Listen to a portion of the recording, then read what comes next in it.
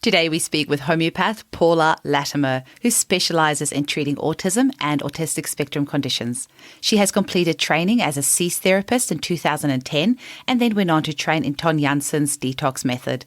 She now weaves classical homeopathy with this amazing system of detoxification in order to remove toxic blocks so that classical remedies can work to their maximum effect. During this time, she's had the privilege of working with countless wonderful families, and her work expanded to treating children with all sorts of complex issues. A large part of Paula's work includes supporting families with children and young adults with violent and challenging behaviour. Paula has personal experience of autism and complex health issues, and this has created a passion and a deep understanding for the difficult situation an increasing number of families find themselves in. Autism is on the rise at an alarming rate, and homeopathy offers so much hope. So I really urge you to share today's episode with any family and friends who you feel will benefit from this episode. Thank you so much for listening. Welcome to the Homeopathy Hangout, where we discuss all things homeopathy from around the world. And now my mum and your host, Eugenie Kruger. Hello, homies, and a very warm welcome to Homeopathy Hangout. Today, we get to speak with the lovely Paula Lattimer from the UK. Welcome, Paula. Hi. So lovely to have you on today.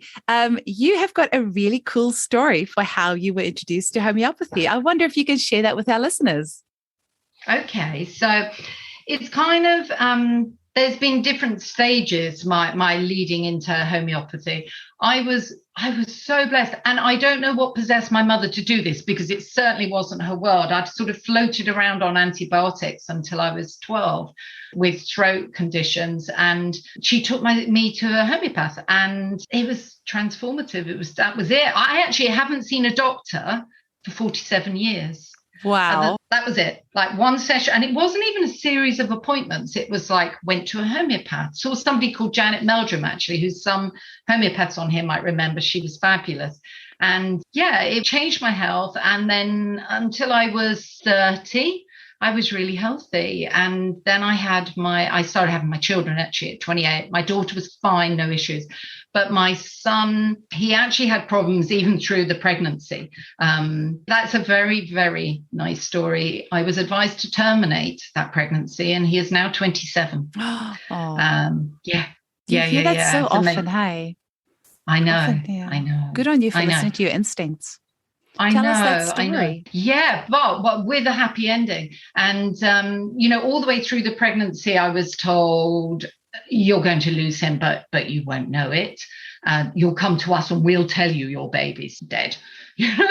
And then at birth, they said he's only going to survive an hour because like his kidneys are so large, his lungs aren't going to be able to expand. And then I gave birth to him, and he was this beautiful 10.25-pound baby. And the medic's view was, you've got days rather than weeks. That turned into weeks rather than months. And we will watch this. And when his kidneys fail, then we'll act. And because of my previous knowledge of homeopathy, I thought, I can't just sit here. There must be something I can be doing. And I actually wrote a letter to Miranda Castro.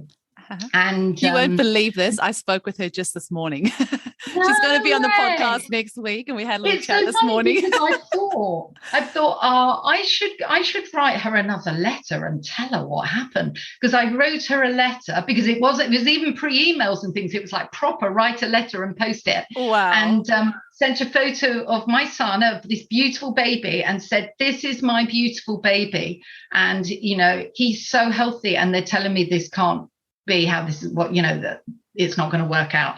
What can I do? Who could I see? She was the only person I knew who had written books around pediatrics and homeopathy.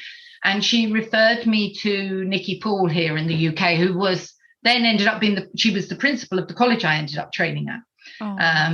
And Nikki was incredible for us as a family. Like, we knew nothing. We were so vulnerable. And she just picked us up and she put us on the right path, and she changed everything. And by the time my son was 4 and he was still defying all the prognosis and the gloom and doom, I thought, okay, I want to understand what, because homeopathy had changed everything. And I thought, I need to understand how this happened. Didn't think I'd be a homeopath. I just thought actually, I need to take my spotlight off him. I was a real sort of helicopter mum at that point and very hypervigilant about him. So I thought I need to leave him, live a healthy childhood and shift my focus and have something for me. So I went to study homeopathy, and I sat there in the first lecture. And, you know, when you just know, just tingles all over my body going, I love it. Yep, I know that feeling.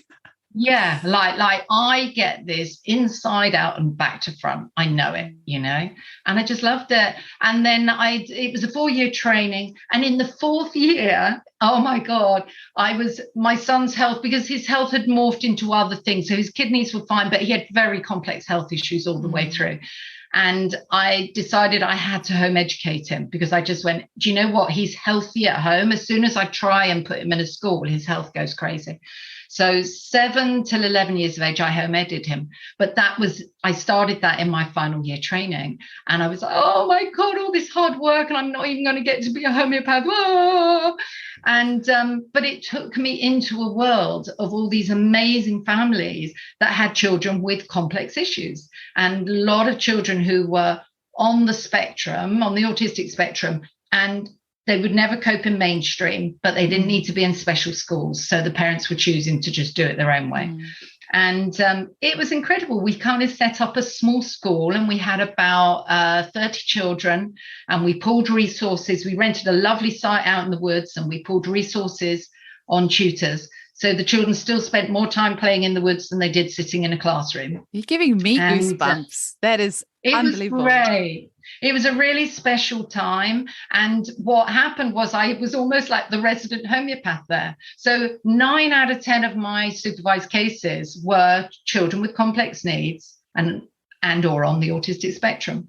And I put my son back in school at 11, and I thought, oh, this would be interesting. Like, my work's going to really change and I'll attract something different. But it just never happened. And so over the years, so 18 years now, I have worked with children with complex needs, you know, primarily on the autistic spectrum, but PANS, PANDAS, the whole shebang, you know.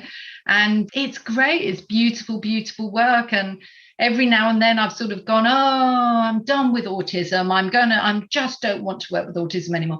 And then the universe sends me a whole, like, you know, hurricane of new patients that are all autistic. And it's like, no, know your place. You're doing what you're told to do. So I now surrender to that. And I just love my work.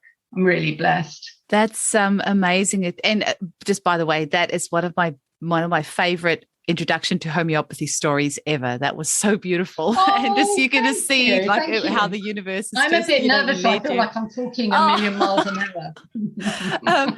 I will slow down as I settle down. No, that was absolutely beautiful.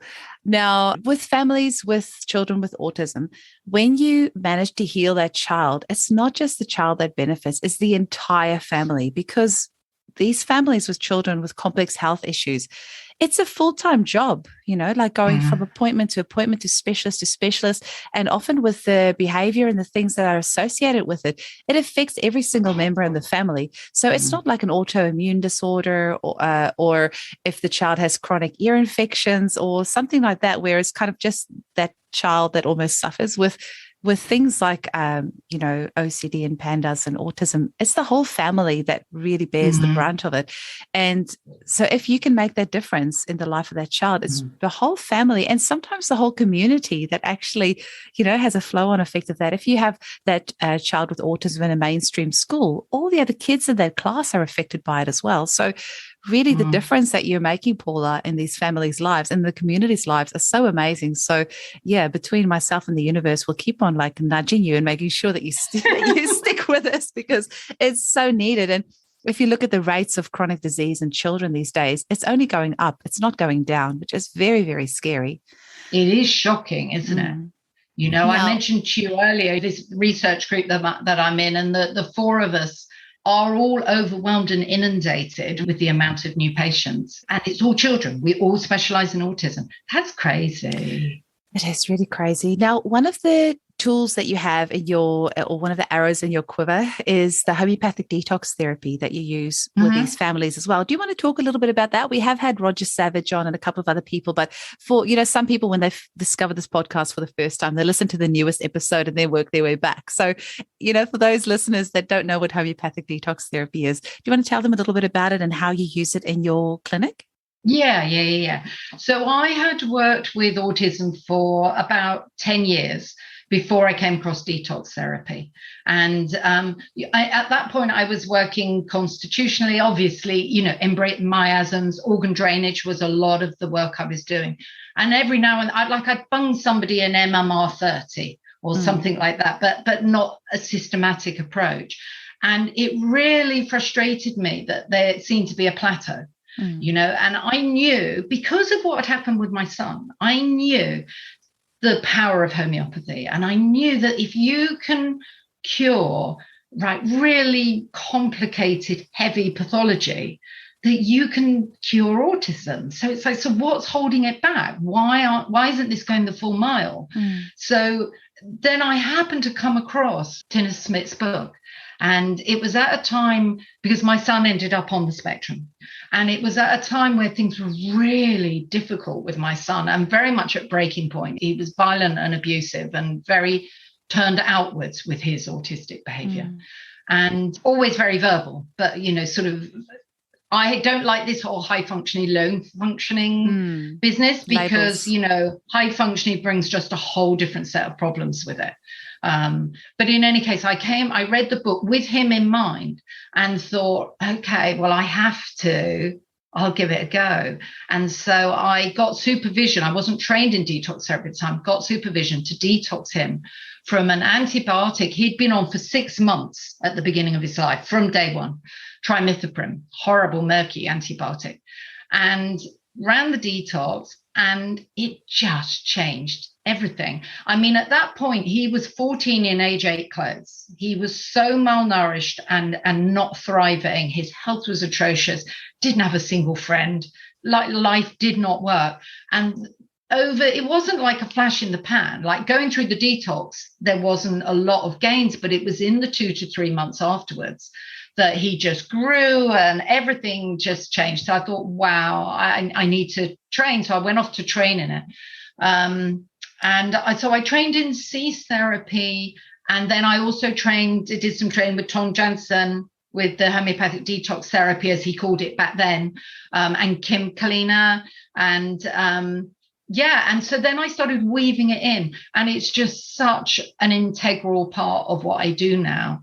And even with because although I work with, the original starting point is the child with needs, but I love working with the wider family, and I work with grandparents, parents. I just love spreading that out and working with the whole family. So I'll work with other issues, like with the mother or something, and the contraceptive pill detox. It's just incredible. I mean, it just moved mountains. So the detoxes are relevant for anyone, although the starting point was about autism, but they're highly effective, like the Holy Grail. The goal is always about the constitutional, but it's an obstacle to cure, like the toxins, the viruses, the home environment, the parents' relationships, the emotional well-being of the parents. Those sort of things. And I think for me, my biggest focus is the well-being of the whole family. I love that. I absolutely agree. I always say to the mums, because us mums, we usually bring the kids in first, and then, leave ourselves to last. But actually, if the mums come in first, that makes such a huge difference. And I always say to my clients, it's not 1 + 1 = 2. It's 1 + 1 = 5. Because it's fine if you bring a child in, but if you come in as well, I get a whole other picture of what this child needs. And I've just got a little boy at the moment with autism as well, who hardly eats anything. I mean, he has like 1 or 2 things that he eats, and he refuses to drink any water at all. And then as I was chatting with the mum, it turns out in her pregnancy, she had such severe hyperemesis that she couldn't eat or drink anything. And I said to her, isn't that interesting that your son is displaying the symptoms, but this is actually what you had during your pregnancy? And she was like, oh, I never thought about that. And I said to her, you please come in for a consultation, because I need to take your full case and deeply understand your mental emotional state during your pregnancy, and not just during your pregnancy, but just who you are as a person, so that I can help your son better, because it's not just him, he was part of your body for 9 months. So, your whole symptom picture is part of his picture. So just for the mums it's huge listening. though, isn't it? I was working with a mum recently, and she's got 2 autistic children. And both of them, it's just one step forward, one step back, and we kind of weren't getting the breakthroughs. So I started to talk to the mum more about her. And she said, I had my first pregnancy, I had an abortion. And I've always felt that these 2 children, that this was my penance, that, this was my punishment for what I did. How incredible is a breakthrough to, what a heavy energy.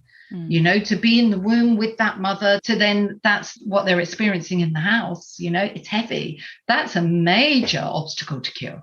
Absolutely. So I'll often say, if we get to a point where things plateau a bit, I'll often say to the mother, would you mind if we'll keep the flat fee, but if we transfer over and I'll just work with you for 3 or 4 sessions, and then we'll come back and work with your child again.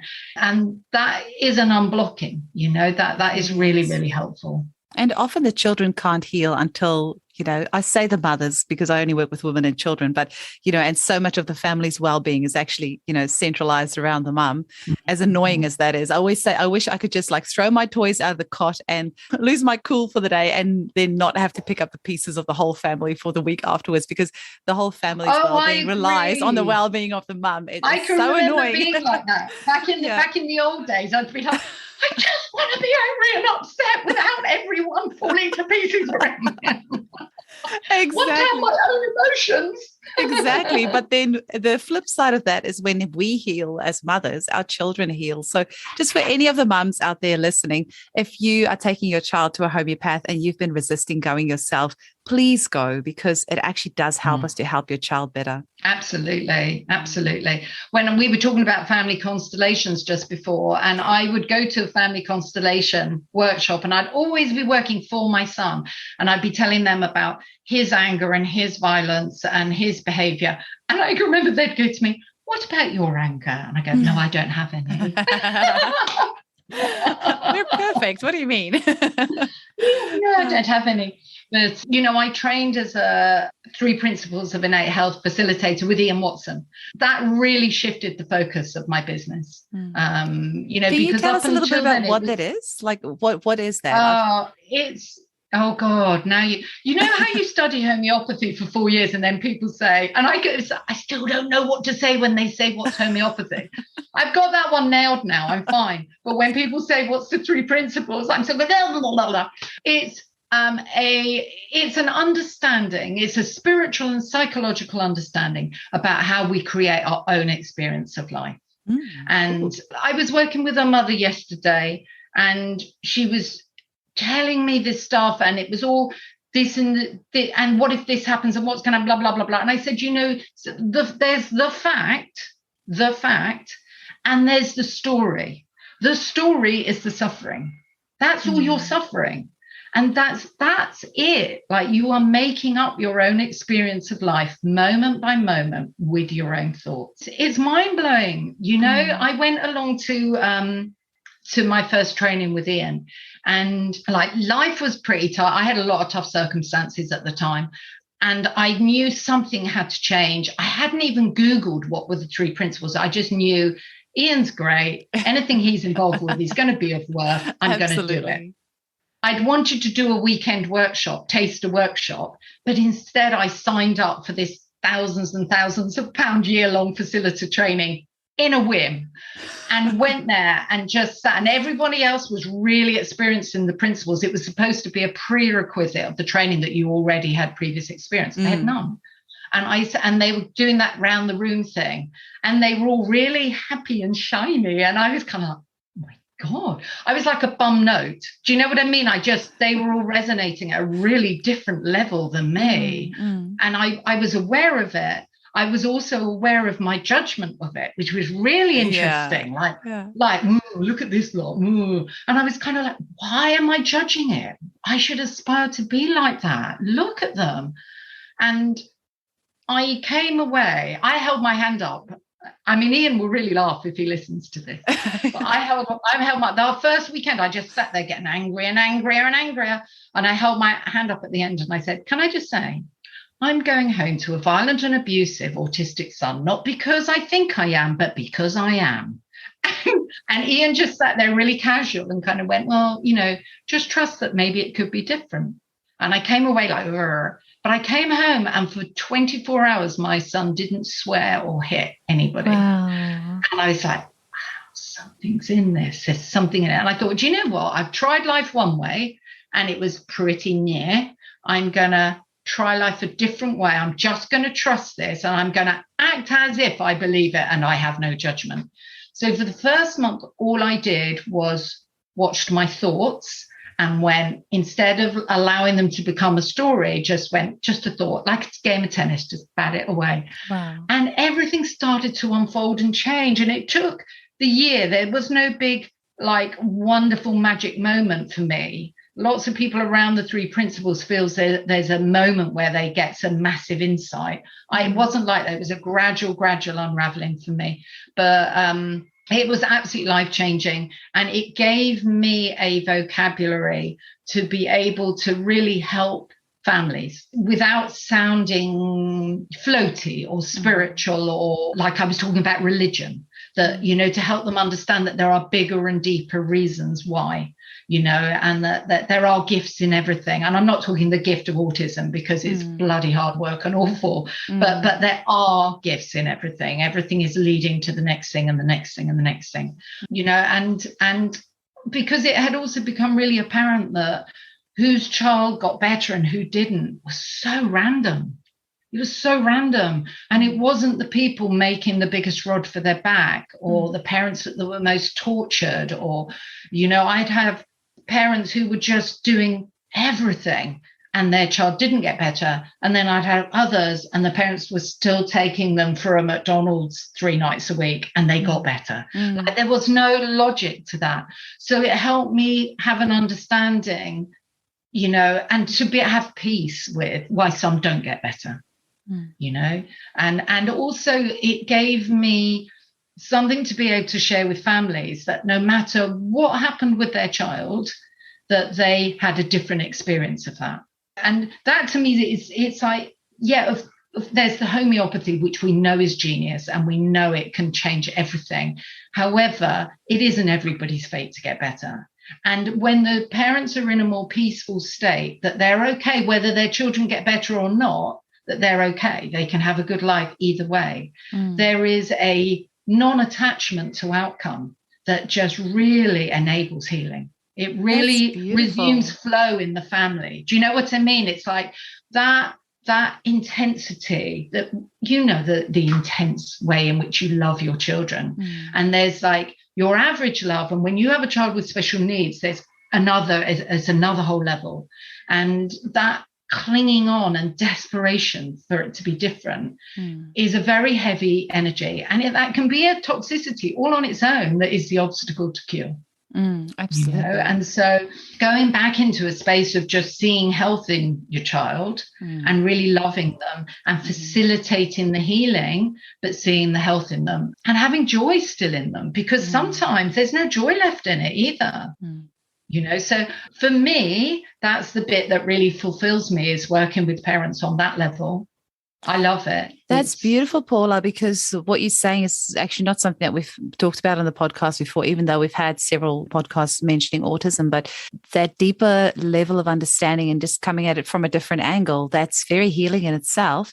So are you saying that this 3 principles of innate healing is something that you incorporate when you're working with your families with children with autism? So actually helping the parents to just see things from a different angle. And Yeah. I mean, I allow an hour for appointments. I can get what I need homeopathically, 20 minutes, 30 minutes, and it leaves me the space then to just talk. And I love it. Sometimes the parents will book coaching calls separately and we'll just have some separate sessions.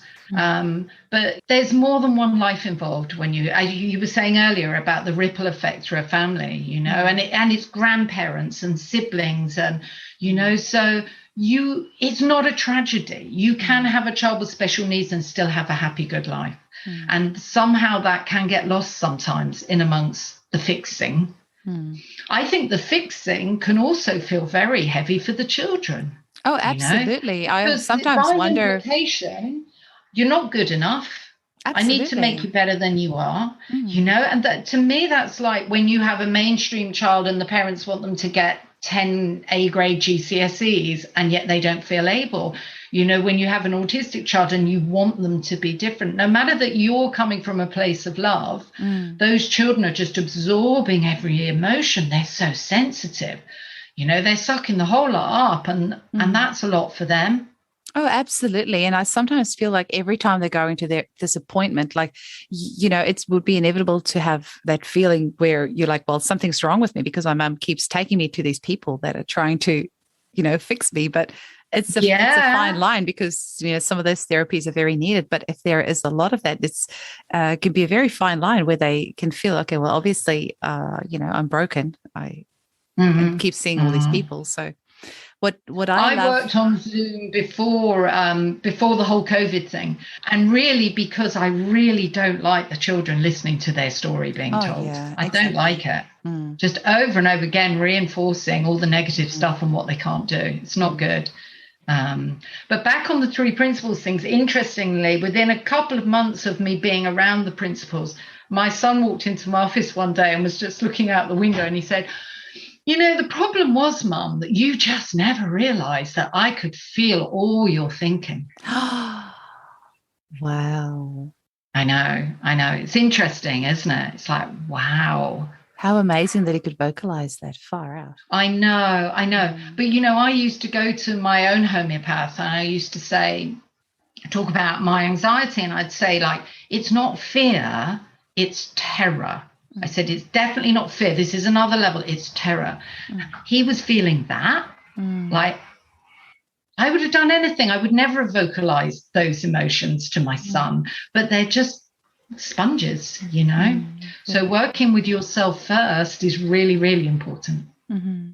It's so incredible that you have all this firsthand knowledge of having a child with autism, where, you know, and going through all these trials and tribulations, because I can't imagine what it's like, because I have 2 like incredibly healthy children, and I can only imagine what it must be like. And seeing so many clients in my clinic with children with autism, you know, you get to think that you know what it's like, and, you know, but you actually having all that firsthand knowledge and then having these families come and see you, it must be amazingly healing for them, speaking with you and knowing that you have gone through a lot of what they're going through, which, you know, that's the principle of homeopathy. Anyway, like yours, like the fact that they come and see you and knowing that you've been there. Hit by the same storm. Absolutely. And it's been amazing over the years, because I've always felt like I'm on the same path, but a step ahead, in terms of my son has been growing up, and at each stage I've had more and different things to offer, you know, even in terms of, you know, the emotional side, but also understanding the education system, the legal system, what their rights are, you know, and then transitioning into adulthood, which is a bit of a big dark hole, you know, and it's, my son has been the light bearer all the way through, you know. Amazing. I have mentioned on the podcast before that book by Neil Donald Walsh, The Little Soul and the Sun. And actually, if you go on YouTube and you type it in, there's a lady there that reads it. It's about 13 minutes. And I so believe that that's basically my belief system summed up in 13 minutes. I believe that we're all here to learn from each other, and we choose our parents, and, you know, we choose what it is that we want to learn.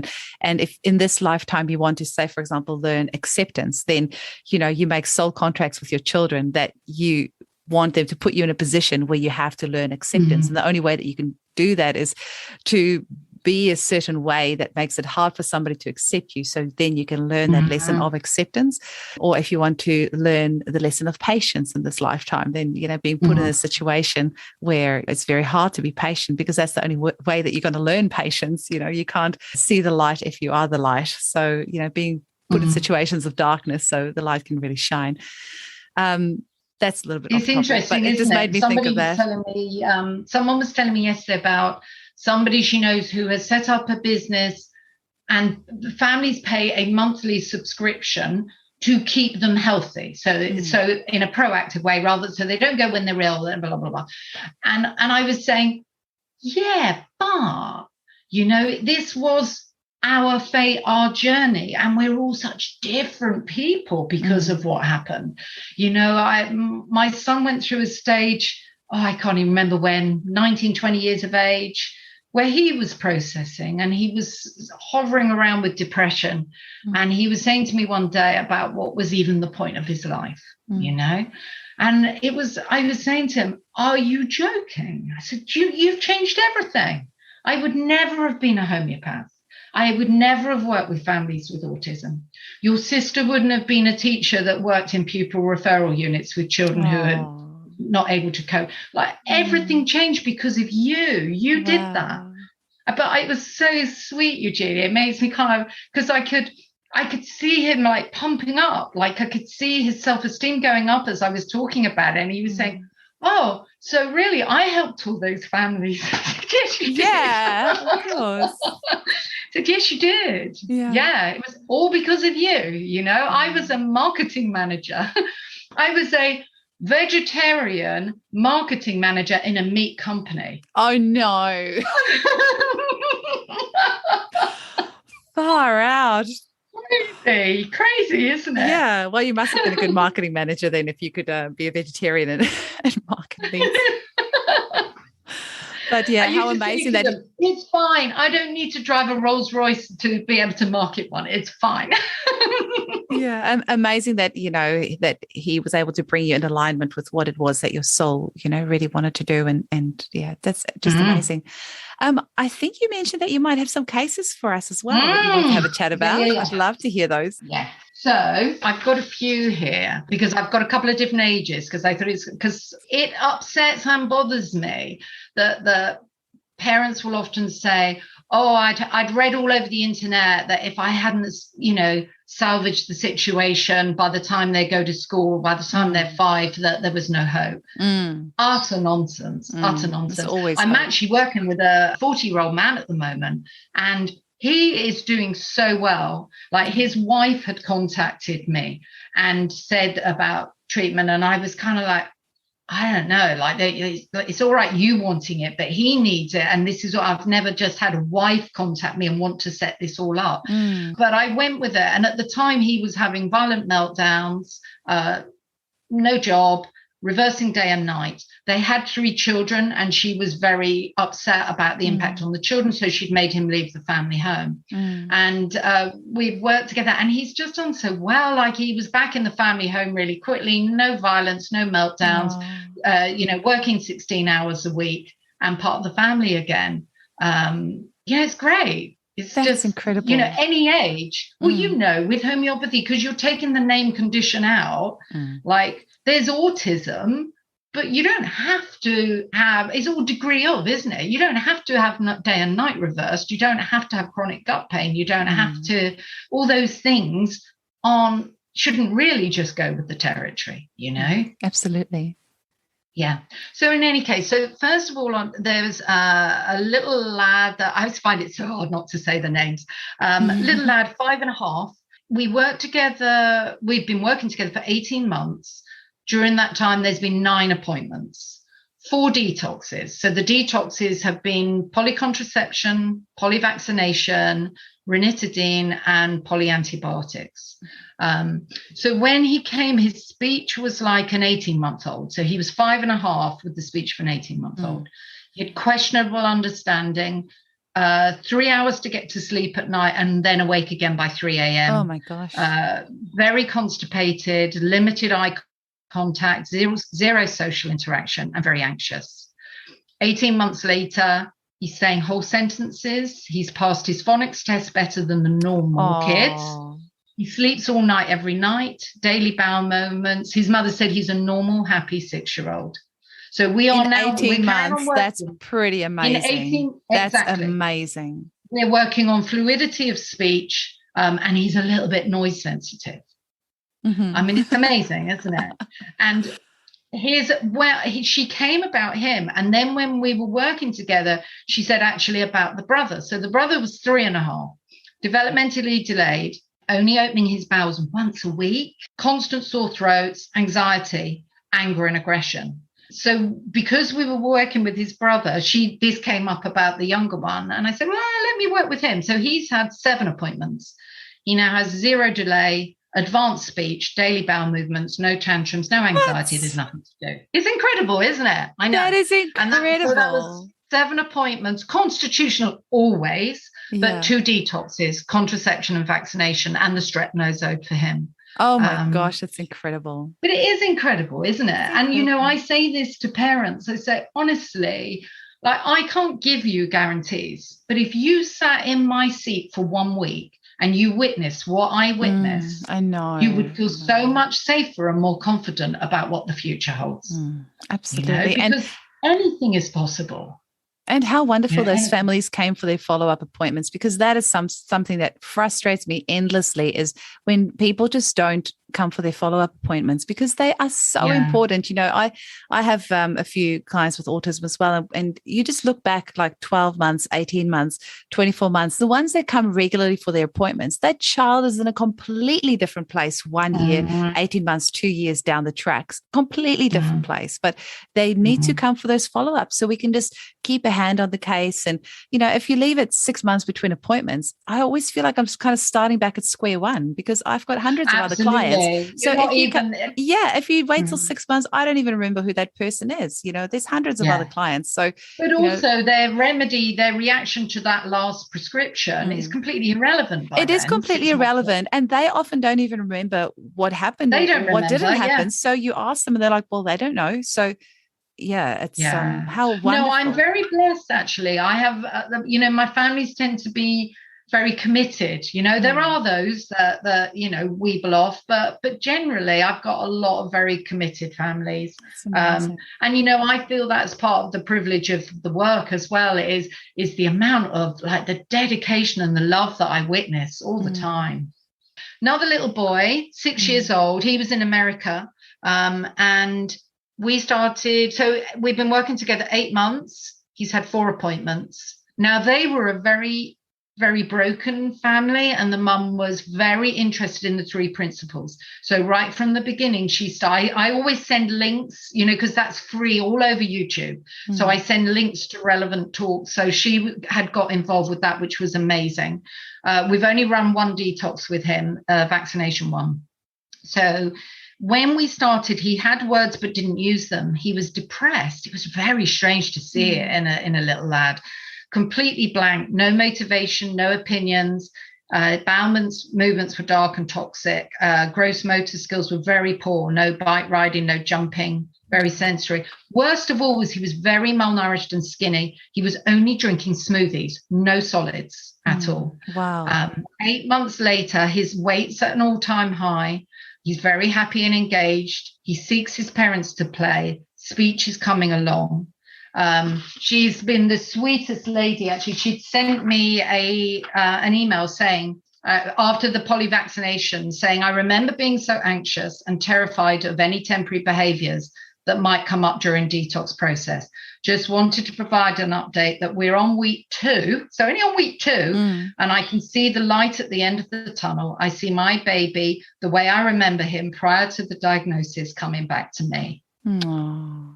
I know. That's just priceless, hey? And yeah, I mean, homeopathic treatment, if you compare it with so many of the other treatments like naturopathy, where families often have to buy hundreds of dollars of supplements every single month, or even just make it super clear, I love naturopaths. I work with them all the time. I love chiros. I work with them all the time, and we all need to work together. But just contrasting the difference in fees, for example. So a chiro, you often have to go to weekly for months and years on end, and it can be so costly. If you go to a naturopath, you know, it's hundreds of dollars of supplements every time. For a homeopath, I see you work like me, whereas every 2 months, because the detox series that we do takes 8 weeks. So often we see our clients every 8 weeks, because then the detox series is finished, and then we can, you know, see how much of that layer has been removed and where we go from there. So I'm guessing it sounds like you work in a similar sort of way. It's quite similar. And I always say to new families, you know, in an average year, expect to have 9 appointments. And so it gives them an idea of what they're budgeting for. Absolutely. You know? So and if you work that out per 8 week. or 9 appointments. And, and I also am really clear at the beginning, I would expect you to commit for a year in order to be able to feel like you're on a different playing field. That doesn't mean you wait a year to see gains. But it is a commitment. It's a process, And it's if you work that out over a week, like the cost over a week with those appointments, and our remedies are so cheap, sometimes we throw them in free, or they might be, over here, it's about $15, $16 or whatever. It's just one of the most cost-effective treatments out there with some of the most remarkable results. I mean, I don't understand why somebody wouldn't give homeopathy a go. But it's also a lovely process, isn't it, Eugenie? Really it's a pleasure. I know when my son was ill, I'd go to the homeopath and I might go in feeling really low and nothing had changed. We just had a consultation, but I'd come out just feeling so much lighter and better and more positive and more able to cope. And the process is lovely. And then when you go home, it's not some horrible saga expecting children to engage or do anything they don't want to do. I have loads of kids and I have to send a packet of blank remedies because they want to have one a day. And then, I sometimes have to give blank remedies to the siblings because they're jealous that they don't get to take little pills if there's only one chance of it see me. Yeah. Yeah, it's funny, isn't it? Yeah. So, Paula, are you still taking on new clients? Do you want one more case? Yes, please. Yes. Yeah. So another lad, this is a 14-year-old, and we've been working together 12 months, 6 appointments, 3 detoxes, HPV vaccine and polyvaccination, and we're just starting the antibiotic detox. So at 14, he's essentially nonverbal, very slow understanding, no focus, running up and down, ritualistic behaviour, wetting himself day and night, many attempts at toilet training, wakes 40 minutes after going to bed, puts all the lights on, and then is up and down all night and the whole family's disturbed. Bowel movement is every other day and he strains and then it's very insufficient. So 12 months later, he's not hyper, no more running around. He's nappy free, no wetting, sleeps all night from 9 p.m. His bowel movements are perfect. He's feeding himself, engaging with academics. He can sit and focus. He enjoys and looks forward to his swimming lessons. He sings songs and dances. He knows every word. How good is that? So we're still working on slow comprehension and conversational speech. There's our goals now, But it is mind-blowing, isn't it? Amazing. Yeah. Far out. That is just so beautiful, Paula. So are you still taking on new clients? Do you know what? I was having this conversation yesterday with my research group that I work with. And there's a possibility. I'm in my head, I'm kind of working out, do I need to close my books and recruit a couple of homeopaths as a team that I can be feeding to? And, because also, I'm nearly 60, so I'm getting to the point where it's like, actually, it'd be nice to be handing this over to a younger generation, and because you should absolutely do that. I have 2 homeopaths on my team as well, and it's so wonderful. And also with us homeopaths, we can often work very solitary. So having those homeopaths on your team is really lovely because just connecting with others and bouncing ideas off each other. And you should totally do it. Yeah. I think the research group that I'm in, we've just loved having a group that we meet with once a month and share. And Mike Andrews is part of that, and it was Mike yesterday that was saying to me, because he's closed his books, got a bit of a team together, and he said it's lovely having colleagues. Well, I'll have a chat with you about that afterwards as well. Okay. But how can people get hold of you? So through my website, really, that's it. I'm not on social media. Do you know, I've never marketed anything. Wow. You're obviously doing something right. And so it's just Paula. It's so funny. Lattimer, I can remember there is a very dear friend of mine who's very well known in this country for her biomedical work with autism. And we used to dog walk, and I'd be saying something and I'd say, I think I'm going to do this with the business. And she'd say, so how are you marketing that? And I go, I'm just putting it out there to the universe. That's the best marketing you could do ever, which is actually funny considering your marketing background. I know, it is funny, isn't it? So Paula Lattimer, homeopath.co.uk. That's right. Yeah. Excellent. Yeah. And if you just put my name in and go on my website, you can link through with an email from there, which makes it very easy. Amazing. Well, it was seriously awesome to chat with you today, Paula. And thank you so much for your time and sharing these incredible stories with us. I really appreciate it. Oh, no, thank you for inviting me on. It really has been a pleasure. It's been lovely. Awesome. I'll chat with you very soon. You make it very comfortable, Eugenie. Oh, well, it's wonderful chat. I think as homeopaths, we already have such a huge common ground. So we're just, very lucky in that respect. But we'll say bye to the listeners, and me and you are going to have a little chat. Okay. Talk soon. Bye. Take care. Bye. The Homeopathy Hangout podcast is produced by Eugenie Kruger Homeopathy. For more information, visit eugeniekruger.com. The information presented in this podcast is for educational purposes only and does not replace advice from your medical practitioner. Please read our full disclaimer in the show notes. Thank you for listening.